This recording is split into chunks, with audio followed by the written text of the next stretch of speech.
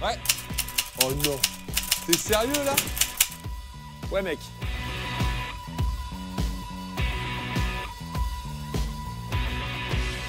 Dis-moi qu'elle est vraiment à nous. Bah oui, elle a nous. Ah, la caisse de folie, quoi. Elle te plaît? Non mais attends. C'est un châssis Marcadier? Yes. Et ça, c'est le top du top, hein. Ouais, je sais, ouais. Quelle année? Elle est de 79 exactement, et je peux dire qu'elle a vraiment roulé en pro sur les circuits. Hein. Oh, j'en reviens pas. Je peux? Non, bah, grave.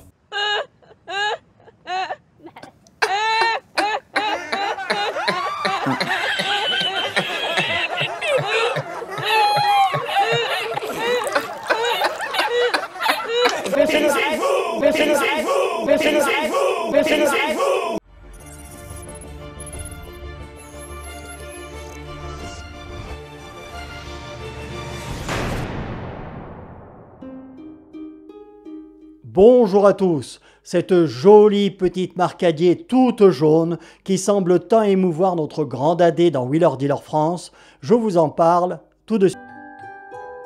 Alors, cette petite Marcadier jaune qui semble tant émouvoir Aurélien et que le bouffeur de donuts a trouvé, on ne sait où, et qu'il n'a pas pu essayer de toute façon puisqu'elle n'existe pas en largeur XXL.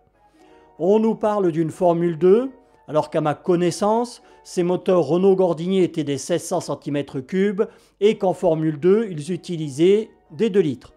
Vous me direz dans les commentaires si je me trompe. Marcadier a bien fait des F2, mais là, j'ai plus l'impression d'avoir devant moi une Formule Renault où, comme il n'y a que très peu de réglages d'aileron possible, une voiture pour les courses de côte.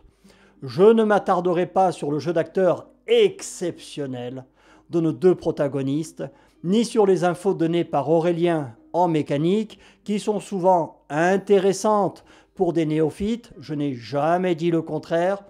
Non, moi ce qui m'intéresse, vous me connaissez, c'est de savoir où et comment notre bouffeur de donuts a pu dénicher cette auto jaune qui porte le numéro 9 et qui s'est un peu fait péter le nez.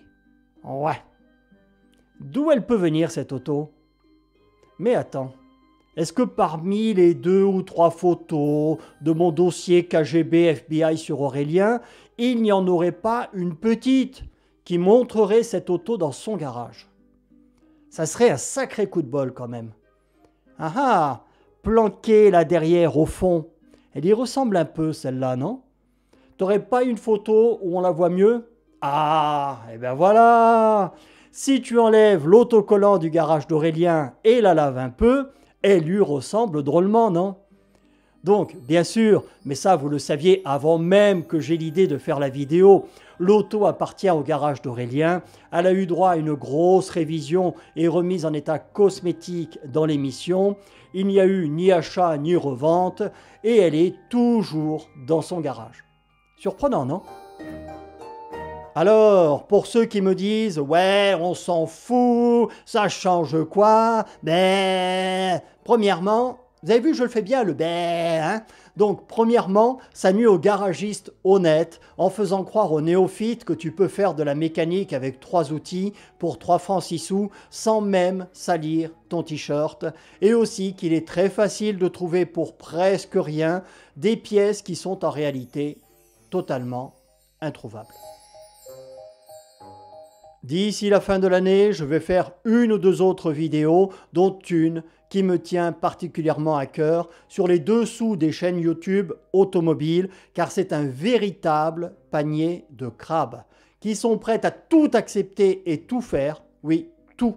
Tu sais, un peu comme ces influents voleuses qui pour quelques milliers d'euros acceptent d'aller à Dubaï manger des excréments pour divertir des princes du pétrole, pas très bien dans leur tête. Aussi bien elles qu'eux d'ailleurs, hein, et qui maintenant, pour la plupart d'entre elles, font du porno. Vous verrez pour de nombreux youtubeurs automobiles ou dans d'autres domaines d'ailleurs. On n'en est pas très loin. Salut à tous!